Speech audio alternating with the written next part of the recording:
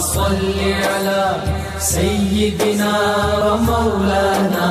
محمد وعلى سيدنا علي وسيدتنا فاطمة وسيدتنا زينب وسيدنا حسن وسيدنا حسين وعلى آله وصحبه وبارك وسلم۔ حضور صلی اللہ علیہ وآلہ وسلم خود فرمایا کرتے تھے کہ میں حضرت سیدنا ابراہیم علیہ السلام کی دعا ہوں،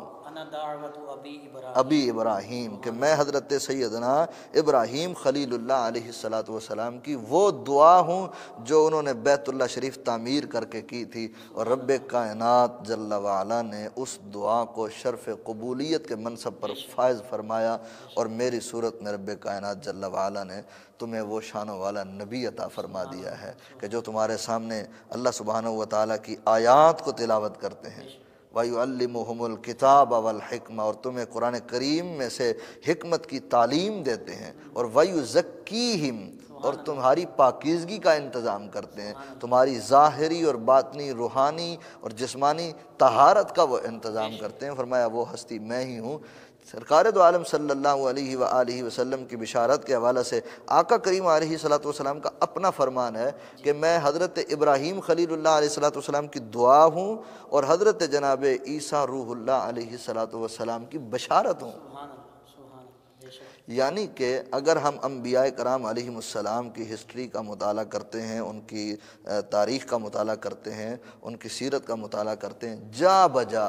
ہمیں حضور صلی اللہ علیہ وآلہ وسلم کا تذکرہ ملتا ہے، ہر ایک بشارت دیتے ہوئے نظر آتے ہیں۔ جس طرح آپ نے فرمایا کہ وہ تیسرے پارے کے اختتام میں اللہ سبحانہ وتعالی نے تمام انبیاء کرام علیہم السلام کا جلسہ منعقد فرما کر اس کے اندر اپنے محبوب صلی اللہ علیہ وآلہ وسلم کا ذکر کیا، اور انبیاء کرام علیہم السلام سے وعدہ لیا۔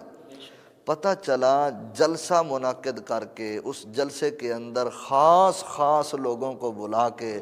جو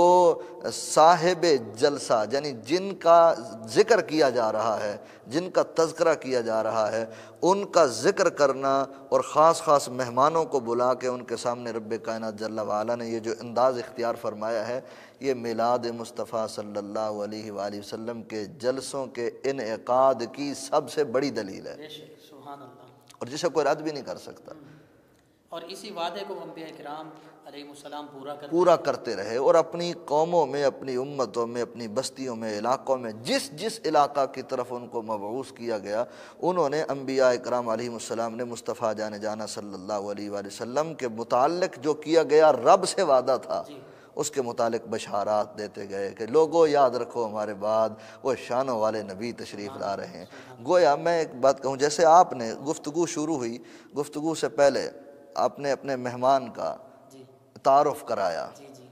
اور یہ ایک انداز ہوتا ہے محافل کے اندر بھی، جب خصوصی خطیب کو لایا جاتا ہے تو نقیب محفل جو ہے وہ خطیب کے اوصاف بیان کرتا ہے کہ فلاں علاقے سے تعلق رکھنے والے ہیں، خوبصورت بیان کرتے ہیں، عالم ہیں، فقیہ ہیں، مفتی ہیں، آواز اچھی ہے، لب و لہجہ اچھا ہے، الفاظ کا چناؤ بہت اچھا ہے، تو یہ نقیب کا کام ہوتا ہے، وہ خطیب کو پیش کرتا ہے۔ انبیاء کرام علیہم السلام، سبحان اللہ، وہ کس کے بارے میں کہہ رہے ہیں؟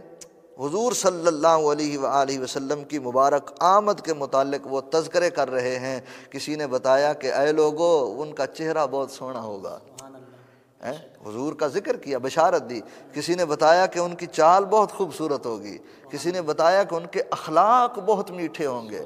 کسی نے بتایا کہ وہ سرزمین مکہ میں تشریف لائیں گے، کسی نے بتایا کہ ان پر جناب ساری کتابوں کی امام کتاب نازل ہوگی، کسی نے بتایا کہ ان کی امت خیر امت ہوگی، کسی نے بتایا کہ وہ مکہ سے ہجرت فرما کر مدینہ تشریف لے جائیں گے، کسی نے بتایا کہ ان کے ایک یار کا نام صدیق اکبر ہوگا، کسی نے بتایا کہ ان کے ایک یار کا نام فاروق اعظم ہوگا، کسی نے بتایا کہ ان کے ایک یار کا نام عثمان غنی ہوگا، کسی نے بتایا کہ ان کے ایک یار کا نام حیدر کرار ہوگا، حضور کی شہزادیوں کا ذکر کسی نے کیا، حضور کے شہزادوں کا ذکر کسی نے کیا، آقا کریم علیہ الصلوۃ والسلام کے جملہ اوصاف کا کسی نہ کسی انداز میں انبیاء کرام علیہم السلام نے حضور کی تشریف آوری سے پہلے اس کا ذکر کیا۔